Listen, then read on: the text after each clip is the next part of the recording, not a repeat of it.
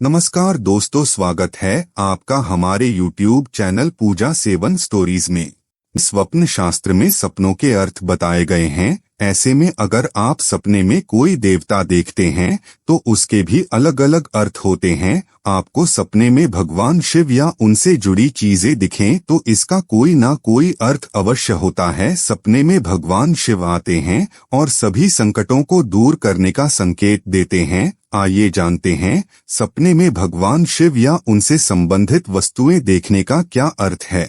सपने में भगवान शिव को देखना। यदि आपने सपने में भगवान शिव को देखा है तो यह स्पष्ट है कि आपके जीवन की परेशानियां बहुत जल्द दूर होने वाली हैं। उसके साथ ही अगर आप सपने में शिवलिंग देखते हैं तो यह सपना भी बहुत शुभ माना जाता है। यह सपना प्रगति और प्रसिद्धि की प्राप्ति का संकेत माना जाता है। सपने में शिवलिंग देखना, यह सपना पिछले जन्म की पूजा से आता है और भगवान शिव को देखने की इच्छा रखता है। ध्यान में शिव को बहुत स्पष्ट रूप से देखा जा सकता है। शिवलिंग का सपना देखने का मतलब है जी परेशानी और समस्याओं का नाश, धन और धन मेला। शिवलिंगम का सपना पूरा होने का संकेत है या अपने ने स्वयं के अनुभव में पूर्णता आने का। यह न केवल हमारे अंदर जीवन की शक्ति का प्रतिनिधित्व करता है, क्योंकि यह हमारे शरीर और व्यक्ति को बनाता है, बल्कि इसके आधार पर सृजन की नारी शक्ति भी है। सपने में शिव पार्वती को एक साथ देखना। यदि आप शिव और पार्वती को एक साथ देखते हैं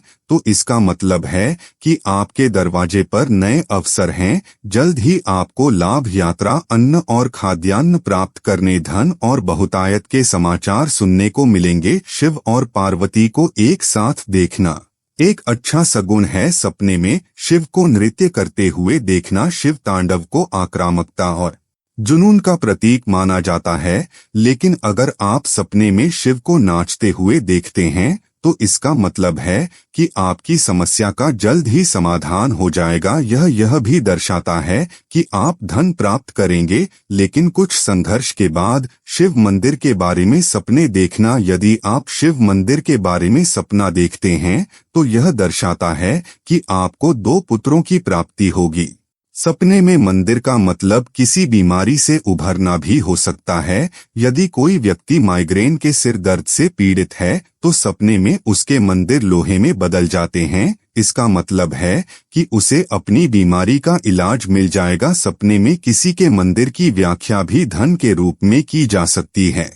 शिव के त्रिशूल के बारे में सपना देखना। शिव का त्रिशूल दर्शाता है कि शिव सभी 3 अवस्थाओं से ऊपर है। जागना, स्वप्न देखना और सोना, फिर भी वे सभी 3 अवस्थाओं को बनाए रखते हैं। यदि आप त्रिशूल के बारे में सपना देखते हैं तो इसका भूत, वर्तमान और भविष्य या जन्म, जीवन और मृत्यु की पीड़ा से कुछ संबंध है। त्रिशूल जो आपको सभी समस्याओं और कष्टों से छुटकारा दिलाता है, तो यह एक अच्छा सगुण है।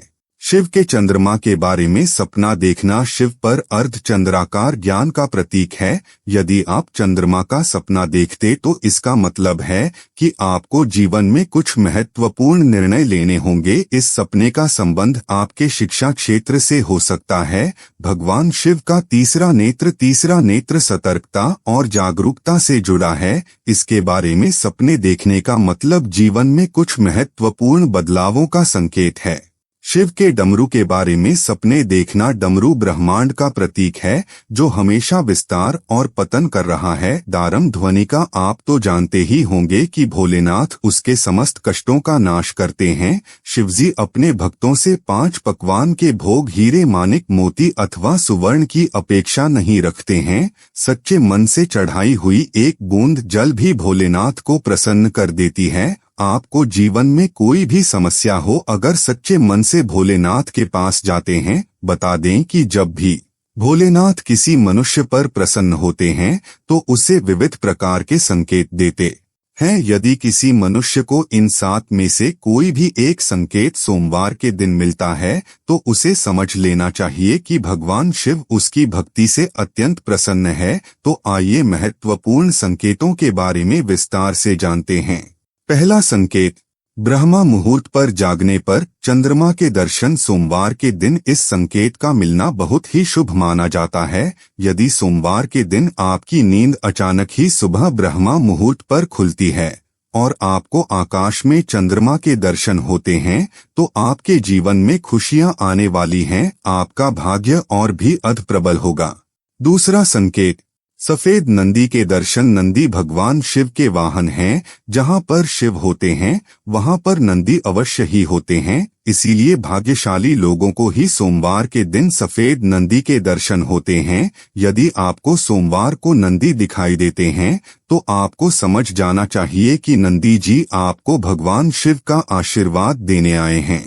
तीसरा संकेत, नाग देवता के दर्शन होना। भोलेनाथ अपने गले में नागराज वासुकी को धारण करते हैं, इसी कारण से सोमवार को नाग देवता के दर्शन होना भगवान शिव के दर्शन होने के समान ही माना गया है। यदि आपको सोमवार को नाग देवता के दर्शन होते हैं तो आपकी धन से जुड़ी समस्याओं का अंत होगा। भगवान शिव की कृपा से आपकी दरिद्रता का नाश होगा। चौथा संकेत, यदि सोमवार के दिन किसी वृक्ष के नीचे अथवा भगवान शिव के मंदिर के पास कोई स्त्री और पुरुष दिखाई दे तो शुभ संकेत समझना चाहिए। यदि ऐसा दृश्य आपको दिखाई देता है तो आपको एक अच्छे जीवन साथी की प्राप्ति होगी। यदि आप विवाहित हैं तो पति पत्नी के बीच में प्रेम और भी अधिक बढ़ेगा और दोनों का जीवन सुखमय बीतेगा।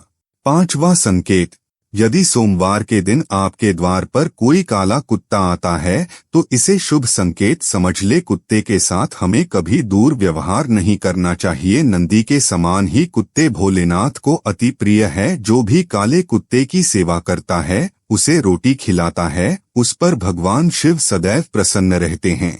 छठा संकेत, यदि सोमवार के दिन आपको दूध अथवा पानी से भरा वह कोई मिट्टी का घड़ा दिखाई देता है तो यह शुभ संकेत समझना चाहिए। यह संकेत है कि आपके जीवन में अच्छा वक्त आने वाला है और आपका बुरा समय समाप्त होने वाला है।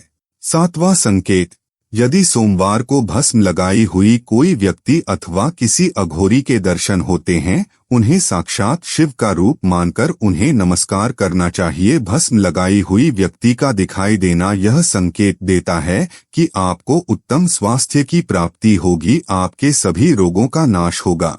अगर आपके घर में भगवान शिव की मूर्ति है तो आपको कुछ विशेष वास्तु नियमों का पालन करने की सलाह दी जाती है, जिससे घर की समृद्धि और खुशहाली बनी रहे। वास्तुशास्त्र आपके जीवन में बदलाव लाने में कई तरह से मदद कर सकता है। ऐसा माना जाता है कि यदि घर में रखी किसी भी वास्तु की दिशा और स्थान वास्तु के अनुसार तय की गई हो तो घर में सदैव खुशहाली बनी रहती है। ऐसे ही यदि हम वास्तुशास्त्र के अनुसार घर में भगवान शिव की मूर्ति रखते हैं तो इसके भी कई सकारात्मक लाभ होते हैं। यदि आप विदेश में रहते हैं तब भी आपको शिवजी की मूर्ति के लिए वास्तु से जुड़े कुछ विशेष नियमों का पालन करना चाहिए। घर में भगवान शिव की मूर्ति स्थापित करने के लिए सबसे अच्छी दिशा घर का उत्तर पूर्व कोना होता है। इसे ईशान कोण के नाम से भी जाना जाता है और यह घर की सबसे शुभ दिशा मानी जाती है। ज्योतिष में घर का मंदिर भी इसी स्थान पर स्थापित करने की सलाह दी जाती है।